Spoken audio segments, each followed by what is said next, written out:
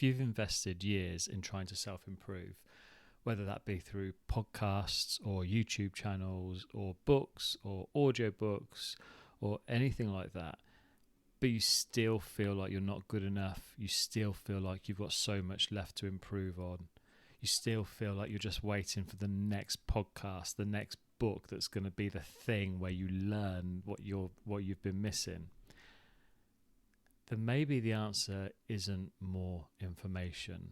Maybe it's actually less. I spent years on the self-improvement journey.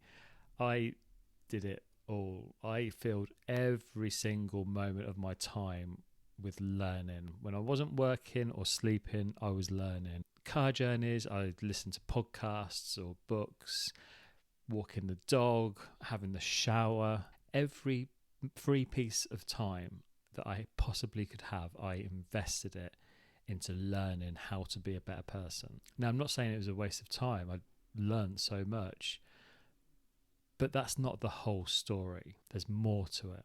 A lot of these self-improvement things have a lot to do with the trends of the time. So there was a phase where everything was about hustle culture and leaving the 9 to 5 to start your own business and become a self-made millionaire, and that was the driving force. And then there was a period where actually it was all about spirituality and seeing that as something separate to the main part of life, and trying to work out how to become enlightened, learning how to do the latest meditation or the latest yoga exercises.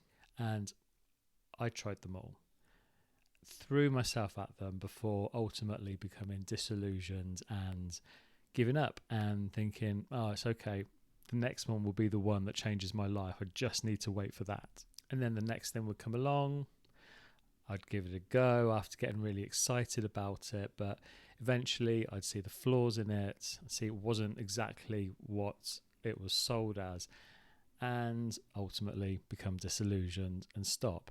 I started so many things. There was multiple information based websites which were more about hitting keywords than actually providing genuine information.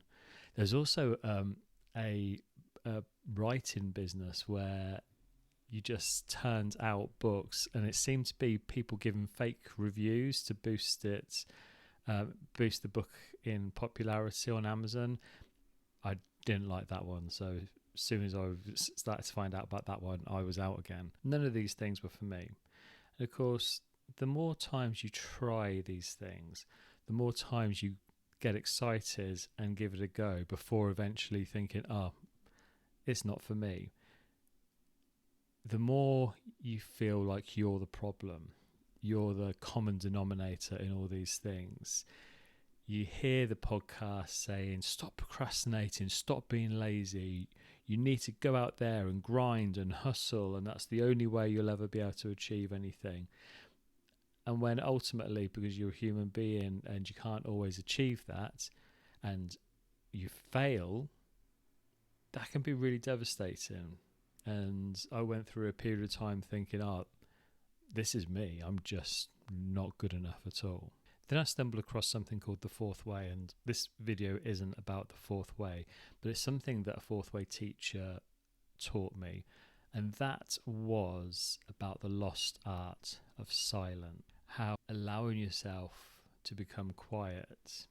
And I'm not just talking about sitting in meditation or things like that, but allowing yourself some time to just think instead of filling every available moment with information and learning is actually the key to being able to access the information that you have been learning. What my teacher told me was that anything that is created requires three forces, the law of three.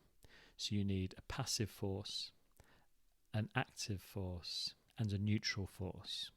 So when we were doing self-improvement, we're looking to create a new version of ourselves, whether that be someone who has a better physique, or someone who earns more money, or someone who is happier and treats people better. Whatever it is we're trying to create in our lifetime, whatever version of ourselves we're trying to make, it still requires these three forces: passive, active, and neutral.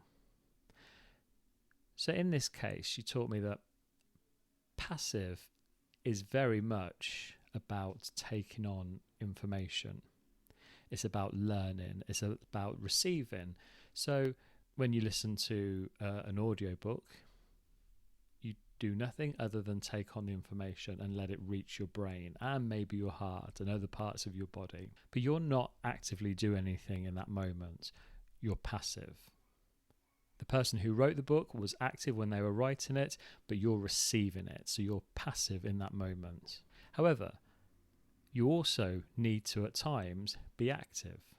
So that means acting on the things that you've learned. It means going out, being that version of who you want to be, taking steps. It also means going out and doing the work, using the information that you've received, that you've gained, and transmuting that into action.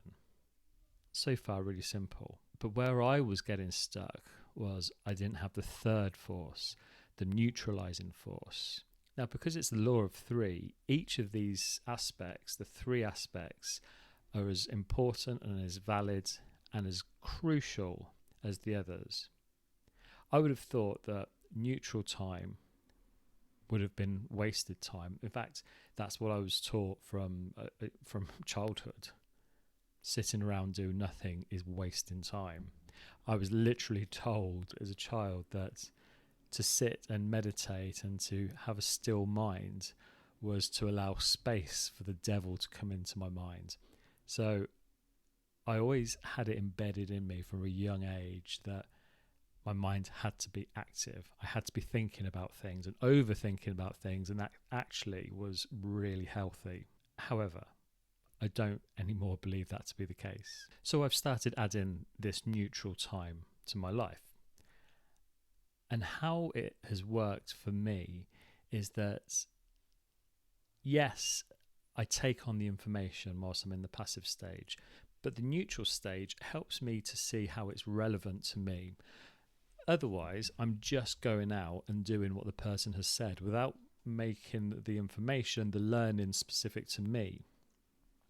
By allowing myself to be still, to not be thinking, ideas, inspiration, creativity automatically comes to me, and I start thinking of how I can do these things in my own way rather than just doing a cookie cutter version of what the person writing the book has said. And then that massively impacts my active stage where I actually go out and do the thing that needs to be done. Since trying this, properly implementing it in my life, it's changed massively. I've had some of my best ideas and creativity come through to me whilst I've been in silence. And that's not to say I don't anymore read or learn or listen, because I absolutely do. I love learning, love finding out other people's perspectives and ideas and trying to relate them to my own life, but that's not done by listening and reading alone. It's also done in silence. It's helped me no end with my business. I was in a real stuck position with my business, and I couldn't work out how to push it forward and what the missing thing was. And since adding this neutral time to my life, everything seems to be flowing a lot more easier. I'm having more ideas of where to go and how to get there, what steps I need to take. And yeah, of course, I'm still working things out as I go along, but I'm a lot busier now because I know what I'm doing. And it's not just about being busy. It's about being busy with doing the things that are important for growth. And it's only since adding this time that I've been able to get in contact with that in a more real way. So when I first started doing this, the way I would do it was at the start of the day, think of times when I could have some neutral time. Because if active, passive and neutral times are all as important as each other, they need the same sort of time as well. You need to be dedicating as much time to each of those things. So I would think, okay, when can I have some neutral downtime when I haven't got to think? So that may be something like driving. I always used to listen to podcasts when I was in the car. Now I don't. Very rarely do I have anything. I use that as my neutral time, not even with music on, just in silence with my thoughts. Shower is also a really good time to do in silence. Things like doing the washing up or walking the dog. Anything where you don't actively have to be thinking about something and you can just allow the thoughts to roll and tick over and just observe them. That's perfect time for silence. And whenever I start the neutral time, I always think, okay, what would I like to receive an answer to? What am I stuck on at the moment? And I'll set the intention to have that issue or question answered. And then I let go of the question and just get on with the neutral time. And sometimes I will get the answer that I've been looking for. Sometimes I'll think of something completely different but really helpful. And sometimes nothing. Sometimes I'm just thinking about random things, and that's fine too. But that's my time to check in with my own awareness, my own consciousness. We're so often taught that the answers are out there, that we need to go outside of ourselves to get the answers from someone else who has already found it and is going to give it to us. But that's their answer.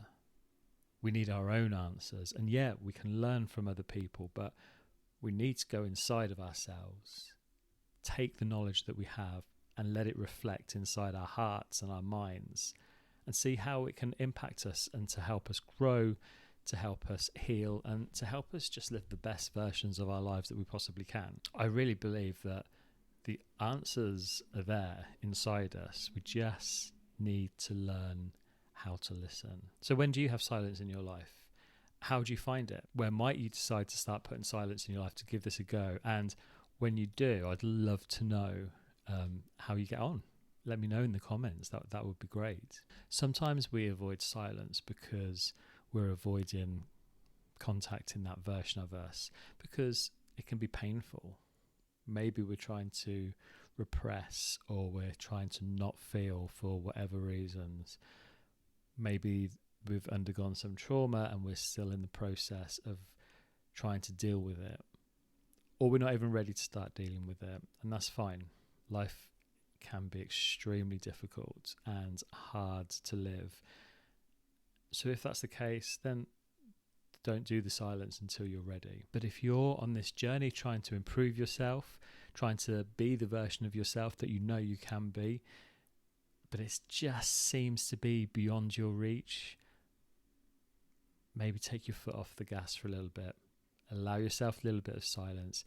Connect with yourself on a deeper level and ask yourself what it is you need. I think the answer will be really interesting.